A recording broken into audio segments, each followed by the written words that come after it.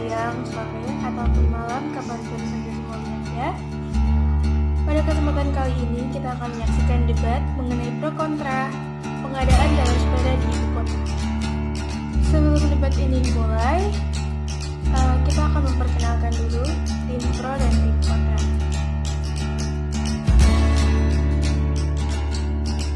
Untuk selanjutnya, saya akan memperjelaskan tim pro dan kontra untuk memberikan pendapat atau argumennya secara bergantian. Tim pro, saya persilakan terlebih dahulu. Assalamualaikum warahmatullahi wabarakatuh. Saya Adani Memakanya. Di sini saya ingin mengemukakan pendapat bahwa saya sangat setuju dengan adanya pengadaan jalur sepeda di jalan raya. Mengapa? Karena pengadaan jalur sepeda ini adalah awal bagi perubahan di DKI Jakarta. Perlu diketahui bahwa pengadaan jalur sepeda ini dilakukan sejak tahun 2019 sesuai dengan Pergub nomor 128 tahun 2019. Bisa kita lihat bagaimana Jakarta menjadi kota paling berpolusi dunia. Dan pengadaan jalur sepeda ini diharapkan dapat mengurangi polusi dan meningkatkan kesadaran masyarakat akan pentingnya menjaga kualitas lingkungan yang ada di ibu kota. Selain itu, pengadaan jalur sepeda ini juga akan memfasilitasi para pengguna sepeda yang ada di ibu kota. Mengingat tidak sedikit para pengguna sepeda yang ada di ibu kota.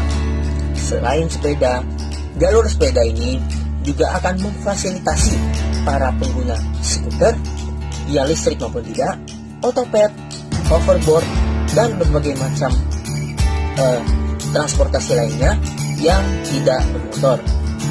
Selain itu, jalur sepeda akan mendisiplinkan para pengguna jalan, terutama para pengguna kendaraan bermotor, agar tetap berada di jalurnya dan tidak keluar dari jalurnya. Dan juga mengapa jalur sepeda ini dibuat seolah-olah menjadi masalah?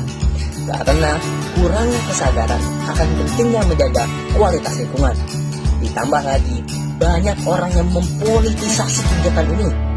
Padahal kenyataannya pengadaan jalur sepeda ini sudah dimulai sejak tahun 2014 melalui Perda nomor 6 tahun 2014 yang menjadi landasan utama adanya Pergub nomor 128 tahun 2019. Langkah yang dibuat oleh pemerintah DKI Jakarta ini sangatlah baik untuk ke depan nanti.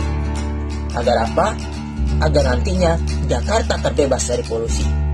Agar nantinya Jakarta akan menjadi kota yang go green, kota yang ramah akan lingkungan, karena masyarakatnya nanti mengurangi penggunaan kendaraan bermotor yang disinyalir akan menyebabkan polusi kemudian hari. Dan nantinya diharapkan juga pengadaan jalur sepeda ini akan meningkatkan kesadaran masyarakat akan pentingnya menjaga kualitas hidup. Baiklah, kembali lagi kepada argumen tim kontra. Menurut saya, adanya pengadaan jalur sepeda tidak efektif karena jalur sepeda akan membuat kemacetan jalan lalu lintas. Karena di sana kan kita tinggal di ibu kota. Di ibu kota itu pengguna sepeda hanya sedikit dibanding dengan masyarakat Jakarta yang menggunakan kendaraan pribadi mereka seperti mobil, motor. Sehingga dengan adanya jalur sepeda itu semua akan menghambat jalannya lalu lintas. Lagi pula pada era sekarang, orang yang menggunakan sepeda untuk kegiatannya itu berbanding jauh banget. Sehingga itu semua akan mempersempit jalur atau mempersempit kapasitas jalannya kendaraan. Jika jalur sepeda diadakan, maka kemungkinan akan terjadi banyak ketidakinginan. Contohnya akan terjadi pergerakan lalu lintas yang kurang efisien. Terus sehingga kemudian terjadi kebisingan di jalan lalu lintas. Karena terjadi kebisingan itu karena misalnya ini ada pengendara yang terganggu dengan adanya sepeda, dengan adanya penggunaan jalur sepeda. Itu semua kendaraan pribadi itu bakal mengklakson mereka, bahkan mengklakson mereka, sehingga yang dirugikan atau yang terganggu pun bukan pengendara pribadi aja, tapi pengendara pengendara sepeda pun juga akan makin terganggu karena kemiskinan itu. Terus orang-orang juga bakal jadi kemungkinan akan telat bekerja, berbagi kemacetan, telat untuk berangkat ke sekolah, telat untuk bertemu dengan teman-teman yang udah dijanjiinnya. Terus itu semua akan menghambat aktivitas mereka. Meskipun jalur sepeda diarahkan untuk pengguna sepeda, dan jalur sepeda itu dan sepedanya itu tuh mengurangi polusi, tetapi akan terjadi beberapa kejanggalan apabila bersepeda. Kendaraan lain tidak sabar, misalnya ada kendaraan yang tidak sabar, dia bakal terus-terusan untuk mendahului kendaraan yang depan, sehingga bakal terjadi kerusuhan di jalan lalu lintas. Dilihat dari segi terbesarnya pun, kalau penggunaan jalan raya tanpa adanya jalur sepeda itu bakal lebih teratur, lebih berjalan dengan lancar, kendaraan lain juga bakal lebih tenang. Lagi pula bersepeda tidak diharuskan untuk di jalan raya juga kan. Misalnya kayak lebih ada banyak dampak negatifnya, seperti kayak nanti bakalan takutnya ada kecelakaan segala macam. Jadi itu dibuat untuk keamanan kita masing-masing juga. Baik, lanjut dengan info bagaimana?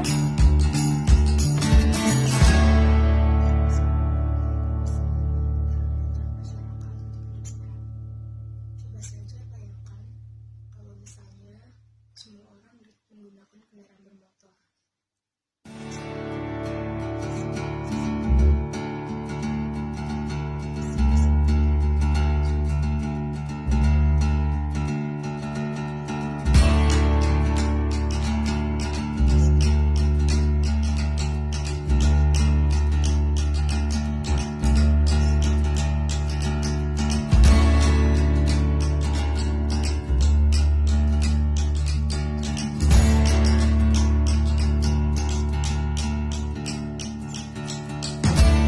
Oke, kembali atas argumen kontra. Saya sendiri juga kurang setuju kalau misalkan diadakan jalur sepeda, karena menurut saya jalur sepeda itu masih kurang efektif. Kenapa kurang efektif? Kita bisa lihat sendiri, rata-rata masyarakat di Jakarta itu pasti menggunakan motor, mobil maupun kendaraan umum lainnya. Nah, karena dengan menggunakan kendaraan tersebut, kita pasti akan lebih mudah untuk melakukan aktivitas sehari-hari, dan kita juga pasti akan lebih cepat untuk sampai ke tujuan yang akan kita tuju. Ditambah lagi, pada zaman sekarang ini udah banyak banget ojek-ojek online yang ada di sekitar kita, sehingga kita pasti akan lebih memilih ojek online. Karena ojek online itu pasti gampang banget kan buat mesennya. Sedangkan kalau misalkan kita naik sepeda, kita harus mengayuh dan pasti akan lebih lama sampainya. Nah, kalau misalkan begitu, pasti pengguna sepeda akan sedikit. Nah, kalau misalkan pengguna sepeda itu sedikit, otomatis jalur sepeda juga pasti akan lebih jarang digunakan. Kalau misalkan jalur sepeda itu jarang digunakan, pasti jalur sepeda itu akan digunakan oleh para pemotor.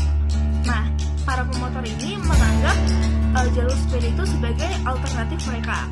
Karena dengan menggunakan jalur sepeda ini, mereka pasti akan lebih cepat sampai ke tujuan mereka dan mereka tidak akan terjebak macet. Tapi kalau misalkan banyak pemotor yang menggunakan jalur sepeda, otomatis orang yang menggunakan sepeda tidak mempunyai jalurnya lagi, dan mereka justru banyak yang beralih ke trotoar. Padahal trotoar itu digunakan untuk orang berjalan kaki, tapi justru malah digunakan oleh pesepeda. Tapi kalau misalkan pesepeda itu menggunakan jalur sendiri, tapi di jalurnya itu ada pengendara motor, pasti keselamatan mereka tidak akan terjamin dan lebih rentan untuk terjadi kecelakaan. Jadi menurut saya jalur sepeda itu juga tidak efisien kan untuk diadakan. Nah, alasan lain yaitu ketika dibangun jalur sepeda itu pasti akan mempersempit jalanan. Sedangkan kita juga bisa lihat kalau misalkan di Jakarta itu rata-rata orang itu pasti menggunakan motor, mobil maupun kendaraan umum lainnya. Sehingga kalau misalkan diadakan jalur sepeda pasti akan mempersempit jalanan, dan hal itu akan membuat kemacetan parah. Terima kasih. Tim Pro bagaimana nih pendapatnya?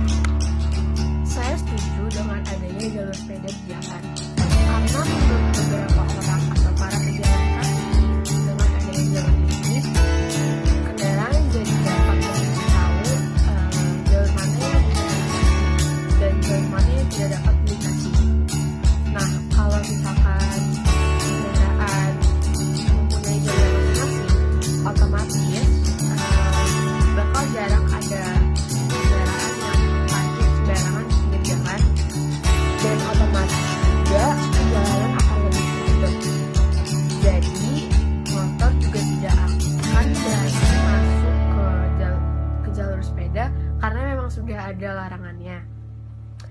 Orang-orang juga tidak mempermasalahkan jika ada jalur sepeda di jalan. Karena kan selama ini mereka juga bergabung dengan kendaraan lainnya. Kan kasihan juga orang-orang yang mau sepedahan tetapi harus bersepedahan di jalur umum. Dan menurut saya juga kalau ada jalur sepeda, jadi orang-orang yang mau sepedahan itu lebih aman.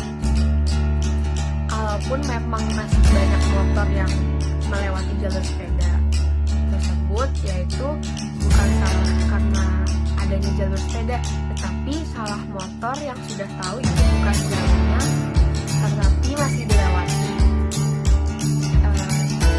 Lihat juga dari sisi lain pun, penggunaan sepeda akan mengurangi polusi yang sempat menjadi masalah beberapa waktu lalu. Nah, kalau misalnya motor masih melewati jalur sepeda, sekarang sudah berlaku tilang. Terima kasih Tito. Untuk terakhir kali, bagaimana tim kontra? Menurut pendapat saya, adanya jalur sepeda di Indonesia kurang efektif untuk diberlakukan. Karena masyarakat Indonesia cenderung menggunakan kendaraan pribadi seperti mobil atau motor sebagai penunjang kehidupan transportasi mereka. Ditambah lagi, sekarang masyarakat dapat dengan mudah mengakses ojek online atau mobil online yang dapat dipesan melalui aplikasi di handphone. Pemerintah juga sudah menyediakan kendaraan umum dengan fasilitas yang nyaman dan harga yang murah seperti KRL, LRT, MRT, dan juga Transjakarta. Hal ini tentu saja menimbulkan minat sepeda masyarakat jadi berkurang karena sepeda dinilai kurang efisien dan efektif untuk menjangkau suatu tempat. Adanya jalur sepeda juga merupakan pertunjukan dari jalur kendaraan bermotor. Hal ini menimbulkan pro kontra di masyarakat karena masyarakat menganggap penyempitan ini menimbulkan kemacetan. Dan jalur sepeda juga jarang ada yang menggunakan karena tidak semua masyarakat Indonesia dapat menikmati jalur sepeda ini. Jadi, jalur sepeda dinilai kurang efektif karena banyak juga oknum-oknum yang menggunakannya untuk memarkirkan kendaraan mereka seperti bajai atau motor. Jadi, lebih baik jalur sepeda ditiadakan saja. Terima kasih. Baiklah, debat kali ini telah selesai. Kesimpulannya, pengadaan jalur sepeda menuai dampak positif dan dampak negatif, tergantung bagaimana perilaku masyarakat, kesadaran, serta cara menilainya. Apabila kita menilainya dengan baik, maka itu akan menjadi sesuatu yang baik. Namun apabila kita menilainya secara buruk, maka itu pun akan menjadi buruk. Sebelum debat ini ditutup secara resmi, izinkan saya mengucapkan terima kasih kepada seluruh peserta debat. Terima kasih juga atas kerjasamanya. Debat ini telah selesai. Wassalamualaikum warahmatullahi wabarakatuh. Halo semuanya. Akhir-akhir ini negara kita nih lagi hebohin sama virus yang nyebar dengan cepat banget. Namanya tuh COVID-19. Ini adalah bagian dari virus corona. Virus corona adalah virus yang menyerang sistem pernafasan manusia, dan virus ini bisa menempel di benda-benda sekitar kita. Bahkan walaupun katanya virus ini berat dan cukup besar, katanya virus ini juga bisa terbang. Nah, hal ini nih menyebabkan masyarakat tuh jadi takut nih keluar rumah nih. Oleh karena itu, sekarang aku bakal bagiin tips dan trik untuk tercegah dari paparan virus kalau kita emang lagi harus banget nih keluar rumah. Berikut tipsnya. Mencuci tangan adalah hal paling sederhana namun efektif untuk mencegah penyebaran virus COVID-19. Cucilah tangan dengan air mengalir dan sabun setidaknya minimal 20 detik. Pastikan seluruh bagian tangan tercuci hingga bersih, termasuk punggung tangan, pergelangan tangan, sela-sela jari, dan kuku. Setelah itu, keringkan tangan menggunakan tisu, handuk bersih, atau mesin pengering tangan. Nah, kalau kita lagi transportasi umum, sulit untuk menemukan air, kita bisa menggunakan hand sanitizer untuk mencegah penyebaran virus COVID-19 ini loh. Yang kedua adalah memakai masker. Nah, ada baiknya kita memakai masker jenis N95. Masker N95 adalah jenis masker yang dirancang khusus untuk menyaring partikel berbahaya di udara. Jenis masker ini yang sebenarnya paling direkomendasikan untuk mencegah virus corona. Hal penting lainnya yang perlu kamu lakukan adalah tidak menyentuh area wajah. Sebisa mungkin hindari menyentuh area wajah terutama mata, hidung, dan mulut. Bukan tanpa alasan. Secara tidak sadar, tangan kerap kali menyentuh banyak permukaan benda yang bisa jadi ditempati virus, apalagi saat berada di tempat umum. Setelah terkontaminasi, tangan dapat memindahkan virus ke mata, hidung, atau mulut. Dari sana, virus bisa masuk ke tubuh dan bisa membuat kamu sakit dan terinfeksi. Menjaga daya tahan tubuh itu penting, karena kalau daya tahan tubuh kita lagi nggak bagus nih, virus bakal mudah masuk ke dalam tubuh. Untuk menjaga dan meningkatkan imunitas, disarankan untuk mengonsumsi sayur dan buah setiap hari. Penelitian menunjukkan orang yang banyak mengkonsumsi kedua jenis makanan tersebut cenderung tidak mudah sakit. Hal ini karena vitamin dan mineral yang terkandung dalam sayur dan buah mampu memperkuat sistem kekebalan tubuh dalam melawan virus dan bakteri penyebab penyakit. Kurang tidur dapat menurunkan imunitas tubuh, oleh karena itu penting bagi kita untuk mencukupi kebutuhan tidur sesuai dengan usia masing-masing. Umumnya orang dewasa membutuhkan tidur 7-8 jam dan remaja membutuhkan tidur 9-10 jam. Jadi jangan sampai berbegadang ya. Cara terakhir untuk bisa terhindar dari corona adalah rutin olahraga. Orang dewasa disarankan untuk rutin olahraga selama 30 menit setiap hari untuk meningkatkan sistem kekebalan tubuh dan melawan infeksi. Salah satu olahraga yang murah dan mudah dilakukan adalah berjalan kaki. Nah, itulah ketujuh cara praktis dan penting dilakukan untuk mencegah terjangkitnya virus corona.